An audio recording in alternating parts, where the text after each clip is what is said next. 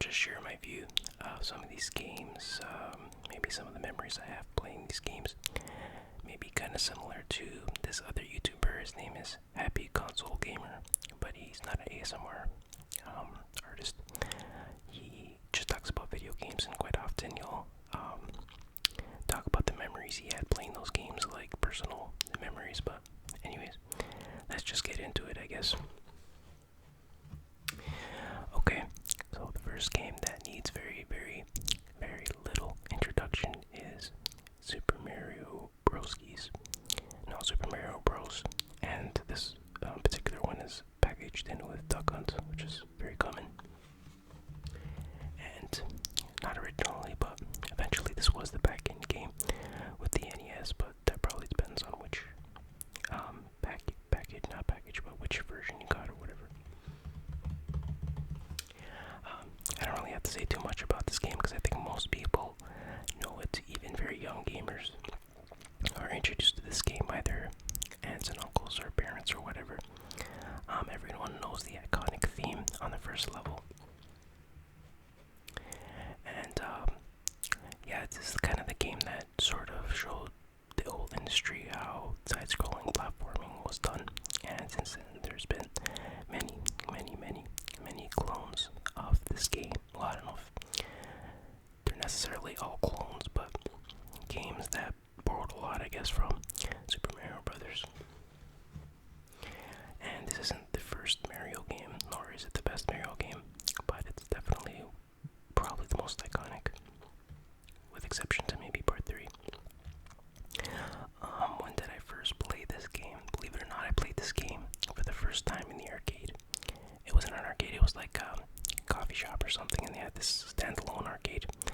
And it was basically the same exact thing. It was probably just like an NES inside a cabinet, something like that. And I was like, whoa, I'm not sure if I knew about the NES or if it was out yet. Or, yeah, it was probably out, but I don't know if I actually knew about it yet. I was pretty young. But I remember seeing this game and playing it, and I was just like blown away at how fun it was.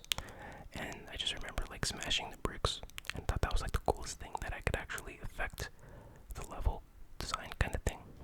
I can change the layout to some degree by smashing bricks with my head. I thought that was awesome. But then I kind of forgot about it. And then a while later, I saw, let me see, I think I was at a friend's house, and I saw that he had this game system, NES, which I didn't even know what it was at the time.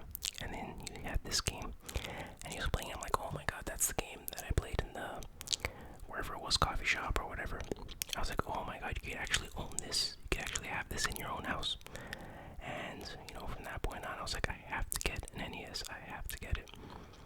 And it was a while since I was able to get my hands on an NES, but eventually I did get out, obviously. So, and this is the actual copy that I had when I was a kid. I think I got it in like 1990, something like that. Maybe 89, 90.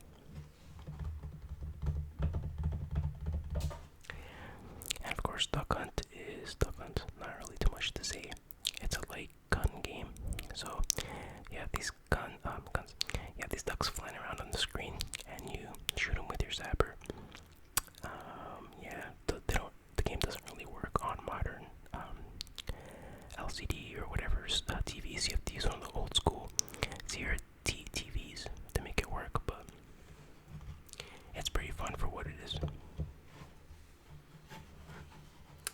Yeah, but Super Mario Brothers, typical, not typical, but basically the very simple storyline is you're this Italian plumber. Although I don't think that's really revealed in the first game, but you're this Italian plumber dude named Mario, and you play, second player plays as his brother Luigi, and actually their full name is Mario and Luigi Mario. Yes, their last name is Mario.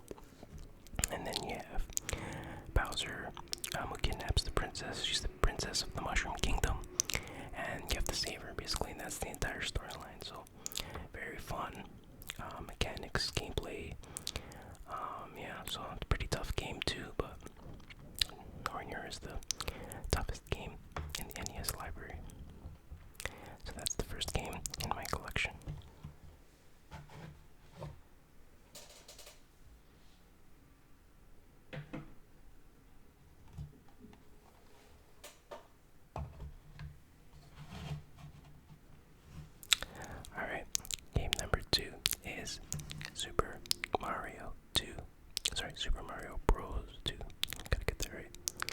you see Mario holding onto a radish, which would be kind of weird if you never played the game like a while else. You have a magical radish in his hand because it's all sparkly. Yeah, so I play. Yeah, this game is I think it's a reskin of like in Japan. This game is different. It's Doki Doki Panic. I think most of you guys know the story. But when they released it in the US, they changed the characters to be Super Mario characters. And in Japan, the real Super Mario Brothers 2 is basically very similar to Part 1, but it's just a lot harder. There's new levels and stuff, but it's a lot harder. And that was later released as the Lost Levels or whatever in the West. So that's just a very brief explanation. Some people hate this game because it's too different, and they say it doesn't feel like a Mario game. And the boss that you fight isn't Bowser. Basically, Mario falls asleep and he has a dream, so you're in Dreamland or whatever. I can't remember what they call it. Probably something like Dreamland. And the final boss, I can't remember what his name is now, but it's not Bowser. But yeah, this game is very different than pretty much any other Mario game. For one, you can play as 4 different characters. You can be Mario, Luigi, Toad, or Princess, and they all play a little bit different. They all have the same moves, but they all have different capabilities. Mario's kind of like your balanced character. Luigi sort of jumps pretty high or far, and kind of has a floaty jump. Toad is strong, so you can pick up coins really fast, and Princess can levitate for a short period of time. And also, you don't kill enemies by jumping on their head like you do in most Mario games. You pick up like vegetables and even other enemies, and you could throw them at the enemies to kill them. So that's pretty different. You also get these potion bottles that you throw on the floor, and you can go in these stores, and you're in this like weird shadow world for a few seconds, and you can pick up coins out of the ground and get a mushroom. But yeah, I find that it's actually pretty fun. Different, yes, but fun. So I always enjoyed the game. It does get pretty tough at times, and there's a lot of secrets to find, of course, as there are in most Mario games. The only I have tons of memories of this game, but the only thing that comes to mind now is it was around Halloween time, and my mom got this box of chocolate bars from the grocery store. I don't know where she got it, but a massive box of like full-size chocolate bars. So I remember me and my friend would play this game and just like eat chocolate bar after chocolate bar. I think it was like crispy crunch, crispy crunch. And although I loved those chocolate bars at the time, I got sick of them because I ate so many. And to this day, I have trouble eating crispy crunch. But still, when I think about this game, or when I see a crispy crunch chocolate bar, I think of this game.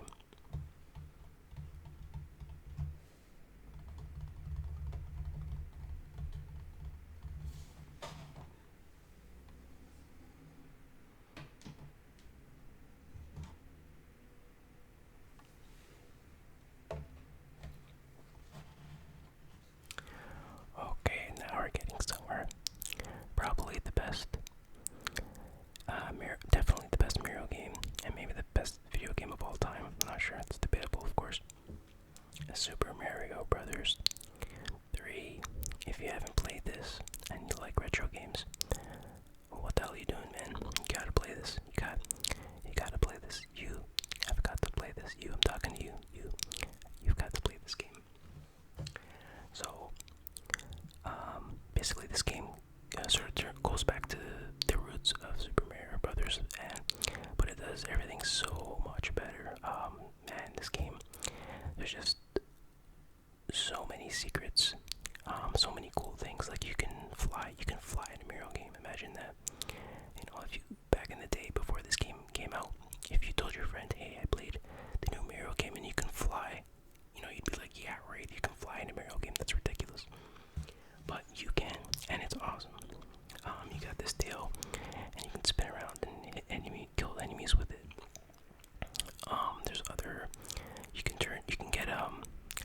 leather suit, and you turn into this. To me, it looks like a beautiful book, and you can throw hammers, and you duck and you turn into a shell. You can ride in this little green boot on one part. I mean, you can get a frog suit and turn into a frog, which makes you swim a lot faster. It's just insane, and all the secrets and like the flutes and stuff like that to skip levels. It really is just one of the funnest games that you'll ever play. And somebody asked that question in my Q&A, what's the first game you got hooked on? And I would have to say that this was the game that I really totally got hooked on. And of course, when this came out, or even before it came out, they had that movie Wizard, which was basically a huge advertisement for Nintendo and specifically for this game. And they introduced this game in the movie before it came out. It was the final game that they had to play in this big competition. And I remember seeing that, and I was blown away. I was like, whoa, Super Mario Brothers 3, I gotta play that. Yeah, and I remember I didn't have an NES at the time that this game came out, so I would go to friends' houses, relatives and stuff like that, and I'd play it there, and I'd be so jealous. I definitely wanted to have this game, and I just spent hours and hours and hours playing this thing. You can go from morning to night playing this game.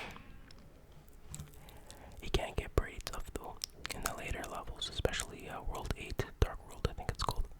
Or is it 7? No, 8, right? There's 8 worlds, I'm guessing. Whatever the last one is, the levels can get pretty damn tough. But yeah, there's a lot of, not cheats, but a lot of items and secrets and stuff like that to help you out. So all I can say is, if you have not played this, get your hands on this any way you can. Any way you can. I mean, don't steal it, don't go that far, but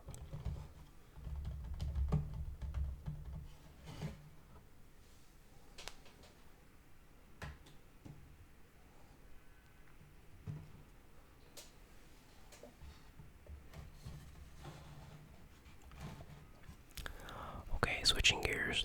Mega Man 2 by Capcom.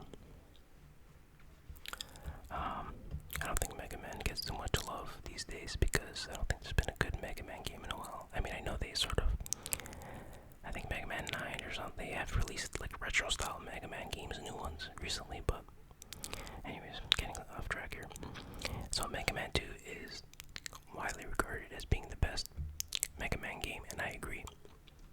Definitely on the NES, and probably for any system. I have played all the Mega Man games, but I only own this one, and I used to own Mega Man 3, but it didn't work too well, so I got rid of it. But yeah, this game is just incredible. It's one of the first games that I got. I think it was like the third game that I owned as a kid. NES game, that is.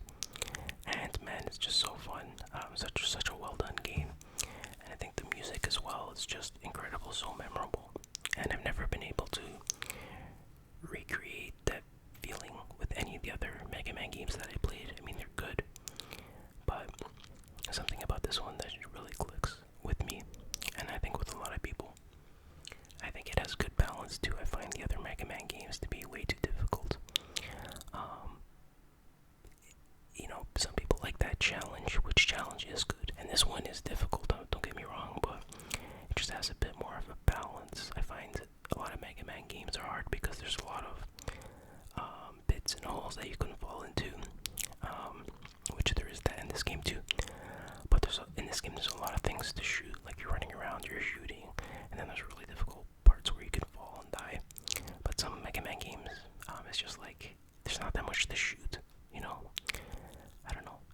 And some people say this is unbalanced because once you get Metal Man's weapon, it's like this metal buzzsaw that you can shoot in, I think, 8 directions.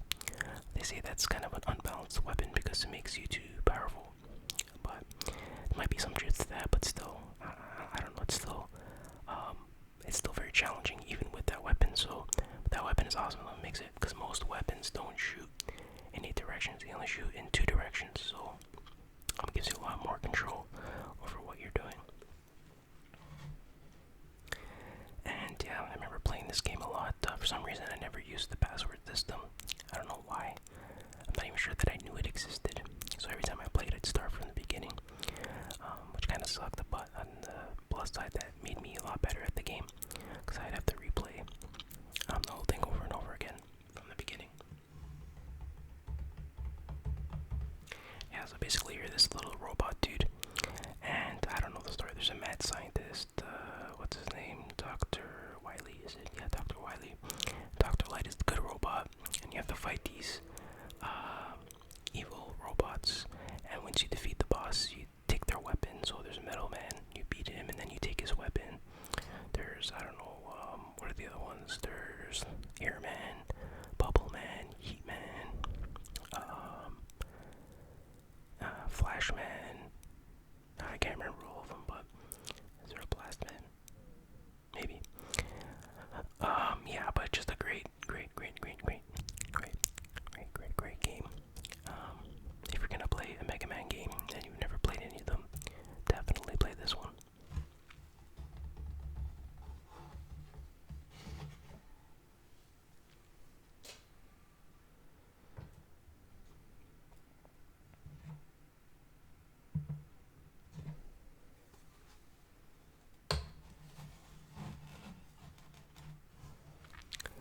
Double Dragon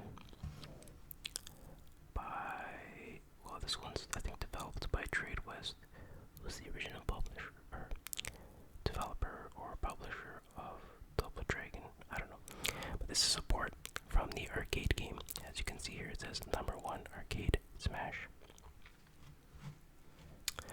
So this is a good game. A lot of people say it sucks because for various reasons, but I still enjoy it. So it's your typical side-scrolling beat 'em up.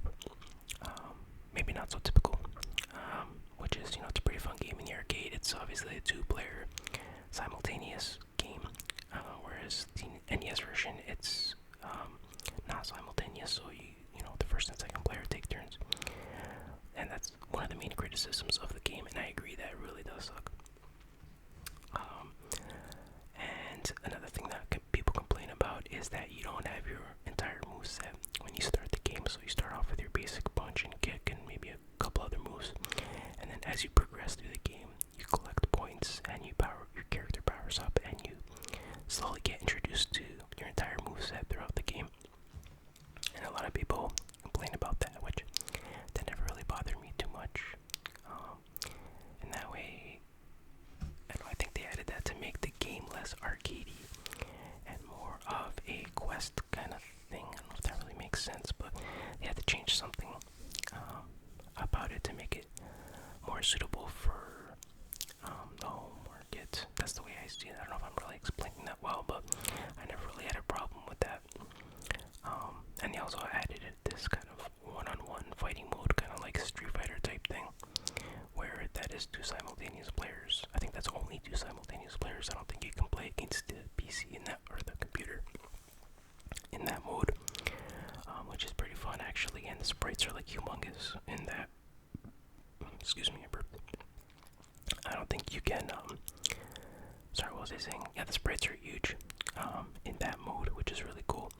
And the only thing that sucks about that mode is both the first and second player have to be the same character. They're just like different colors or something, which kind of sucks. Yeah, but it's a pretty fun game. I enjoyed it. I never owned it as a kid. I got it later on, but I did play it at friends' house and stuff like that. And actually, I have more sort of, my first memories of Double Dragon is playing at my friend's house. He had the Sega Master System, and I played that version, which was in a lot of ways a lot better than this one, because it was two simultaneous players. But yeah, so they're both good for different reasons, I think. And I think both versions, in my opinion, I enjoy the home console versions of the Double Dragon games over the arcade games. I don't know what it is about the arcade games. It's like the animation is really choppy, or I don't know, it's just not fun. I think the home versions, NES and Sega Master System versions, are a lot funner to play. But that's just my opinion.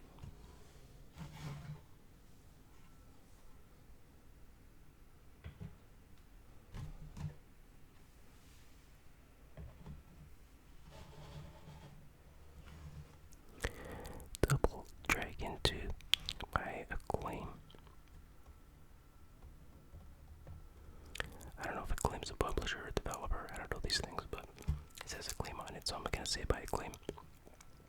Actually, it's Double Dragon 2 The Revenge. And of course, this is also a port of an arcade game. And anyways, I think this is, in my opinion, probably the best Double Dragon game. It's not perfect, but the funnest that I've played, and the one that I have the most memories of as a kid. Yeah, so this one is 2 simultaneous players, and man, it's a lot of fun. You get all your moves right off the bat, and I think the only thing that is kind of weird is that when you kick, so you kind of kick backwards, which is fine, but depending on which direction you face, you have to press a different button to kick. So if you're facing left, you have to press A to kick, but if you're facing right, you have to press B to kick, which is kind of weird. But you do get used to it pretty quickly. And I like the moveset too, especially the uppercut and the knee. Really powerful knee since enemies flying across the screen, but it's pretty tough to do. The uppercut is relatively simple, but for some reason I still have trouble with the knee. And yeah, this game is pretty tough as well. I'm not, to be honest with you, I think I have beat it like once. I mean, not once, very few times, let's put it that way. And I can't remember if it was Game Genie assisted or not. I would say not. So, yeah. Classic beat 'em up game. Awesome music, really, really awesome music. Some cool cutscenes, and I think there's that classic mistake. I think it's this one where there's the cutscene in the beginning, and it says Bimmy and Jimmy or something like that. They spelled the name of one of the main characters wrong, so I don't know if they let things like that through. But yeah, great beat 'em up action in this one. And I remember some of the memorable parts where you go inside that helicopter, and then you're fighting the guys in the helicopter, and that door opens every once in a while, and it'll suck you in if you're standing too close. But you can also kick or whatever, knock enemies near the door, and if it opens, they get sucked in. Just awesome stuff like that. There's that part where there's that big vehicle of some kind. It's like a big tank or something, and you gotta jump. You gotta make your way to the top, and then there's all these enemies coming out of the top. There's I don't know if I'm explaining that right, but if you played the game, you probably know what I'm talking about. It's like some kind of big steam-powered machine. Just so many awesome parts in this game. A lot of memories. Definitely check this one out if you want a good NES beat 'em up, and if you want to play a Double Dragon game, I think this is the one you should go with.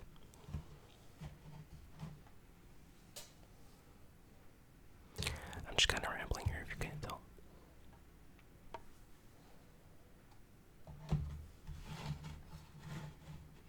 Didn't really do any preparation for this video, which is fine. Just rambling off the top of my head. Thoughts.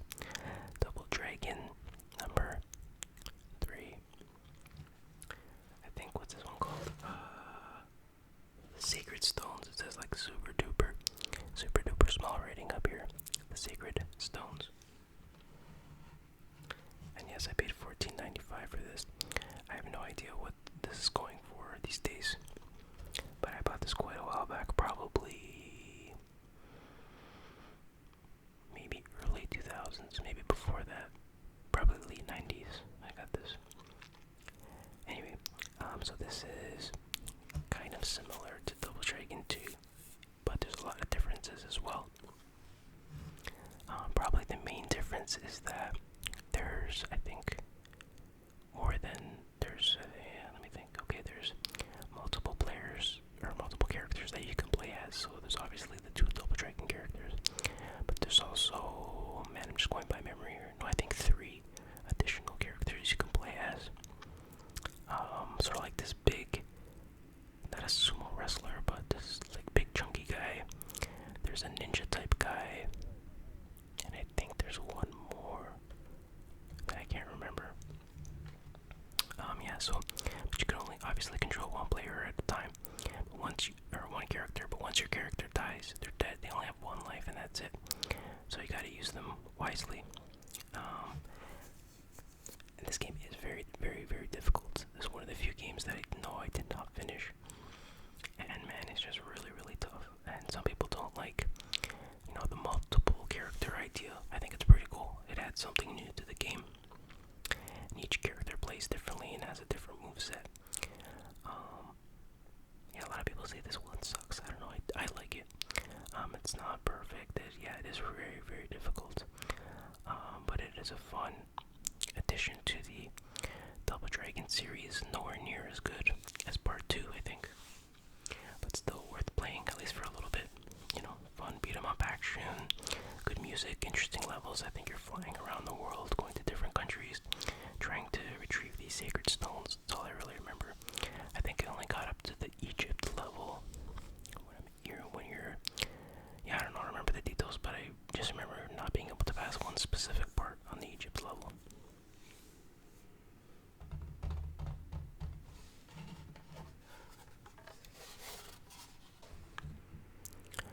Okay, moving along.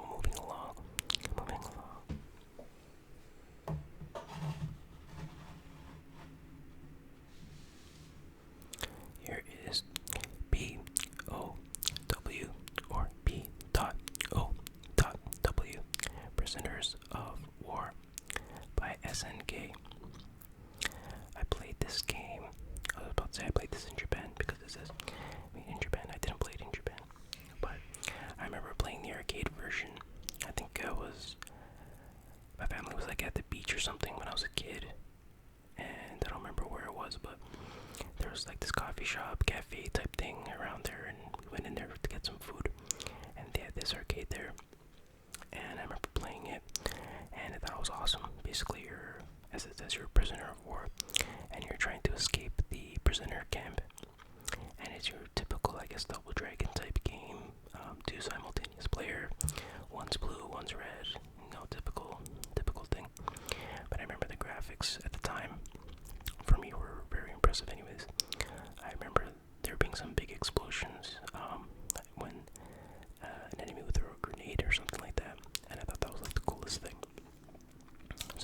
So then I saw that they made a version for the NES. I'm like, oh man, I gotta play that I gotta play the whole version of that. And of course, the graphics are nowhere near as good.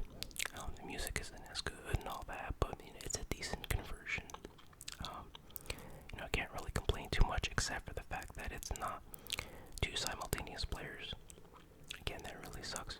I'm not sure it's even two players at all. No, it must be. There's two guys on the cover, so I think it is two players, but not simultaneous. But yeah, it is pretty tough.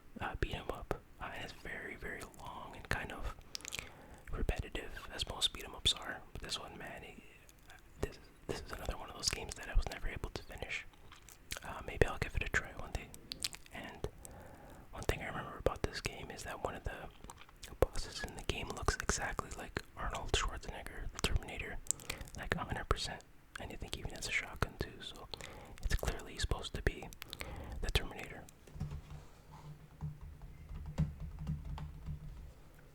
P.O.W.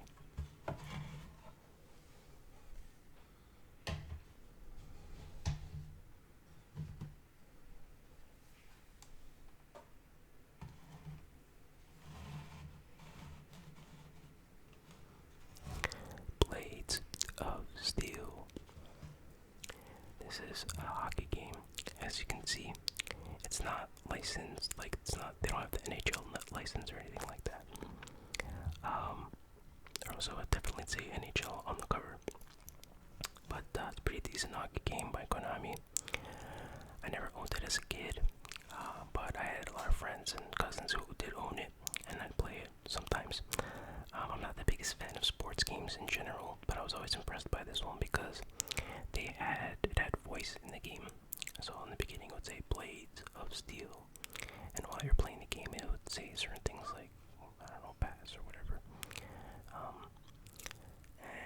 And you can fight, of course. What would a hockey game be without fighting? So I always thought that was cool too. Not too much to say about this game. Pretty fun hockey game, I guess. The weird thing I kind of remember is during, like when the period's over, you'll get this little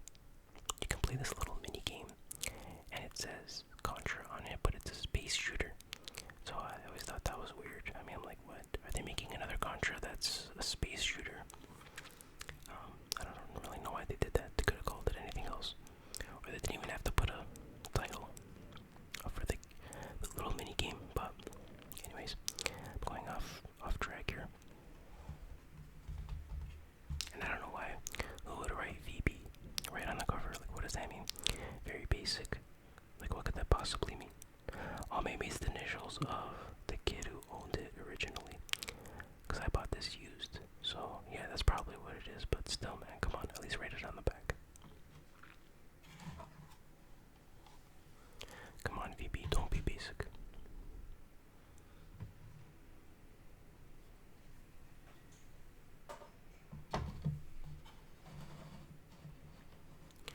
Here's a classic Nintendo game.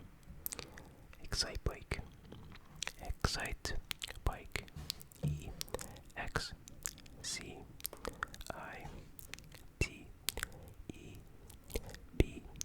I think this is one of the original Nintendo games that was released. You can kind of tell because the little icon of the controller looks like a Famicom controller. What does that say?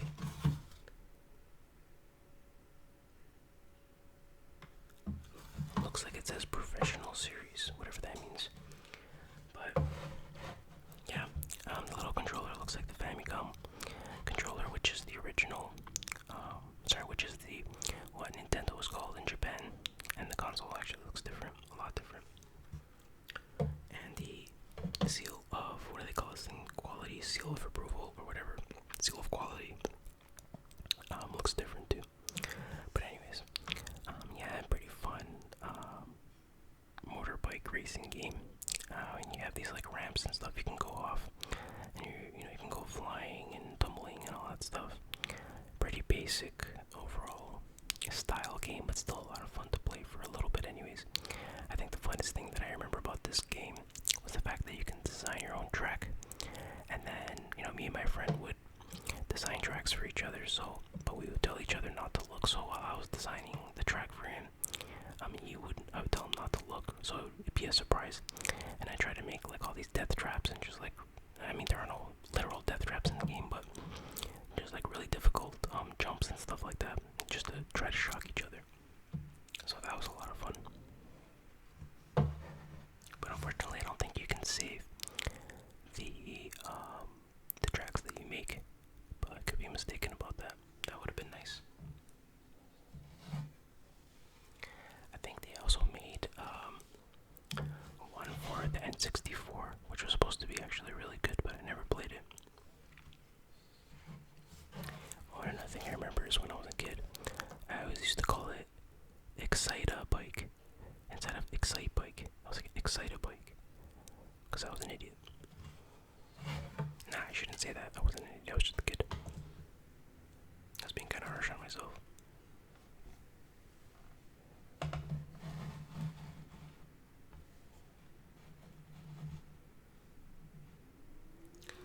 Okay, Super Contra. This is the sequel to Contra, and it's by Konami. And I guess technically it is an arcade port, sort of. But there's another example where, in my opinion, the home console version is way better than the arcade. So this is basically a run and gun, simultaneous player game, and man, is it difficult. It's pretty up there as one of the it's up there as one of the more difficult games, I guess, for the system. I'll put it that way. But definitely not the most difficult. It's definitely doable. It just takes a lot of practice. And it's one of those games that might be harder with two players on certain stages, because you can cause the guy you're playing with or girl you're playing with to die if you don't jump at the right time. It's one of those kind of games. But yeah, it is an awesome game. These games were inspired, I think, by Commando and Rambo. That's what the legend is, where these characters came from. And definitely inspired by Aliens. Alien and Aliens, the Ridley Scott and James Cameron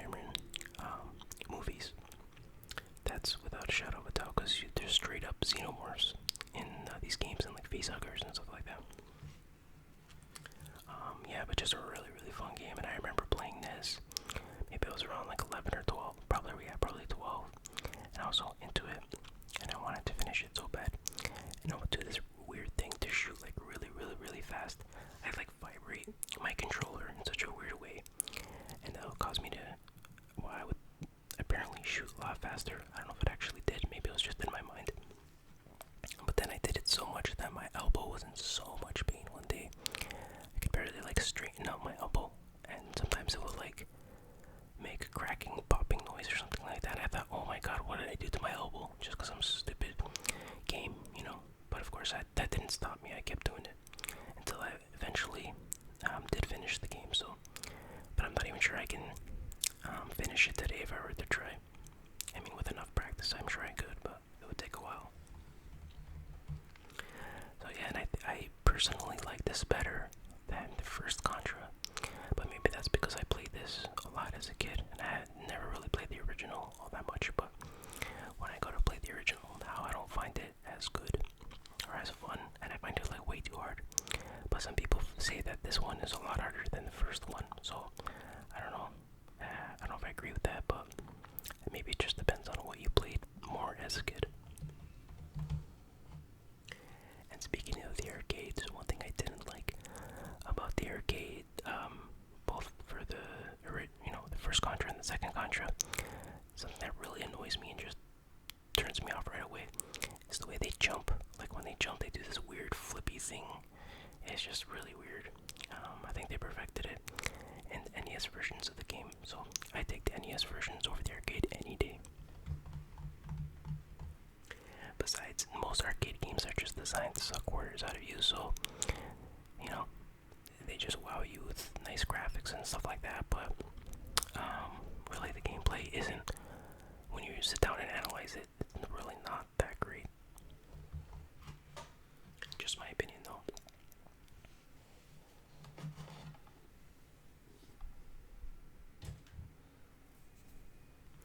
Alright, that was about half of my NES collection, so I think that's a good time to end it there because I won't be able to get through them all today anyway. So yeah, I hope you enjoyed part 1 of my NES video game collection, and stay tuned for part 2.